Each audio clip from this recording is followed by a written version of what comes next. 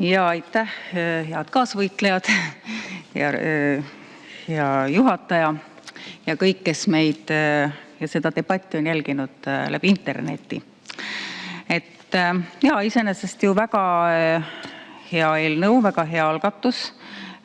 Tõesti, eelnõu näeb ette tagada igale lapsele tasuta lasteaiakoht ja eelnõuga kaotatakse lapsevanemate jaoks kohustus tasuda lasteaia kohatasu. Aga ma ikkagi suunaksin siin alguses, vähemalt oma kõne alguses, väikese sellise iroonilise teraviku eelnõu algatajate poole. Tegin seda ka oma küsimustes ja teen seda ka praegu ja ütlen, et head sotsid, te alles olite valitsuses. Te praegu taotlete küll, aga kui te olite valitsuses, kõik tööriistad olid teie käes ja te isegi ei algatanud seda eelnõud ja ei taotlenud seda algatust.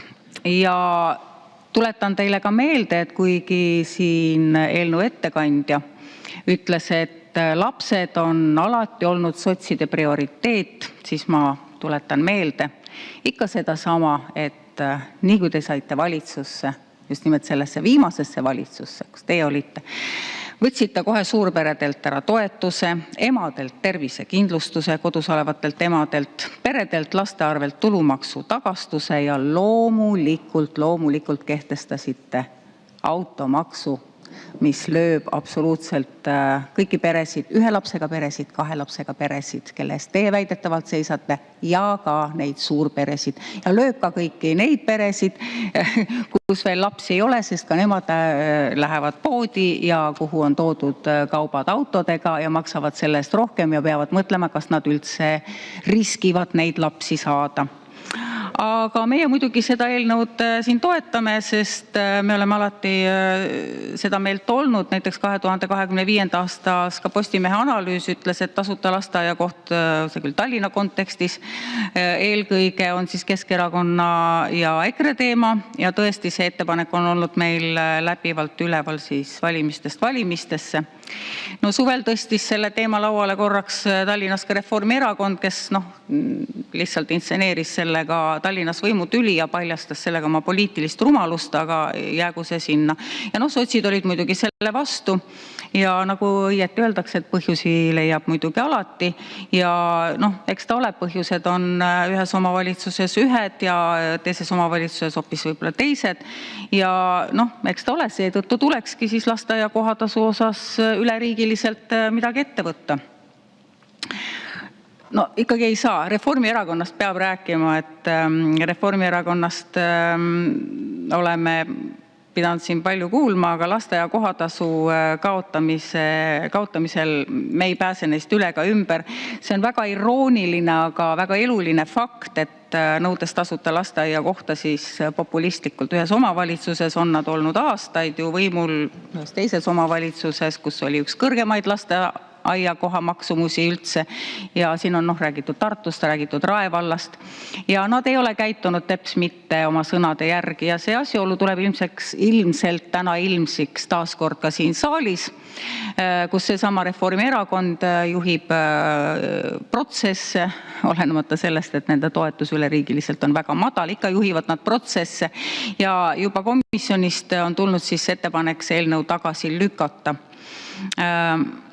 Ehk et praeguseks on täiesti selge, et kui Reformierakonna tipp-poliitikud, kes suvel olid Tallinnas tasuta lasteaiakohtade lubaduste arhitektide seas, ajasid juba siis täiesti häbematut ja küünilist populistlikku poliitikat ja nagu kõik said näha, kukkusid nad sellega ka päris sügavalt poliitilisse auku. Nüüd oleks neil võimalus selle eest seista Toompeal ja Stenbocki majas, aga nende kahepalgelisus saab ka siinkohal siis ilmselt täna topelt ilmsiks, sest see eelnõu esimesest lugemisest kaugemale ei jõua. Ma palun lisaaega. Lisaaeg 3 minutit, palun. Aitäh.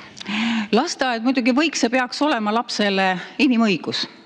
Iga laps, kelle vanemad soovivad teda lasteaeda panna, peab saama lasteaias käia, ilma et see paneks löögi alla tema vanemate rahakotti, kes peavad siis valima, õigemini neil ei olegi valikut. Kui lapsevanemad tahavad, et perel oleks leib laual ja katus pea kohal, nad peavad käima tööl. Nad peavad käima tööl, peavad vaatama, kuidas lapsed päevaks kuhugi hoidu saada ja samas nad peavad sellest samast töötasust päris suure osa ära maksma selle eest, et nad saaksid üldse tööl käia. No teatavasti lastega kodus olevatelt emadelt võeti ju ka tervisekindlustus ära, nii et nad üldse ei saagi valida, et kui nad tahavad lapsega kodus olla ja teda ise õpetada ja kasvatada, siis nad ka seda teha ei saa. Sest riik ju sellega ise sunnib naisi tööle ja samas võtab neilt osa teenitud töötasust siis ära lasteaia kohatasuna. No seda eelnõud meie toetame, see on selge, aga ma arvan ka, et lasteaia kohatasu kaotamine üleriigiliselt peabki olema poliitiline otsus. Aga selleks peavad võimule saama poliitilised jõud, kes päriselt ka hoolivad oma rahvast, oma peredest, oma lastest, Eesti rahva kestmisest üle aegade, kes ei jaga oma raha ära võõrastele, kes ei ehita lasteaedu teistes riikides, vaid ehitab neid Eestis meie oma lastele, kes ei osta ega anna ära oma relvi, vaid kaitseb eelkõige oma riiki ja oma rahvast, kes ei hakka esimese asjana otsima põhjusi, miks ei saa, vaid hakkab otsima lahendusi, kuidas saaks. Lasteaia kohatasu kaotamine kõigile Eesti kodanike lastele ja ma tegelikult ütlen, et see on väga oluline Eesti kodanike lastele, sest me ei jõua mitte iialgi kinni maksta kõiki neid, kes tulevad siia Eestisse meid välja sünnitama. Kohatasu kaotamine kõigile Eesti kodanike lastele kõigis Eesti omavalitsustes saab ühel päeval kindlasti teoks, aga selleks tuleb Eesti rahval valida otsustajaks rahvuslikud jõud nagu EKRE. Aitäh! Suur tänu!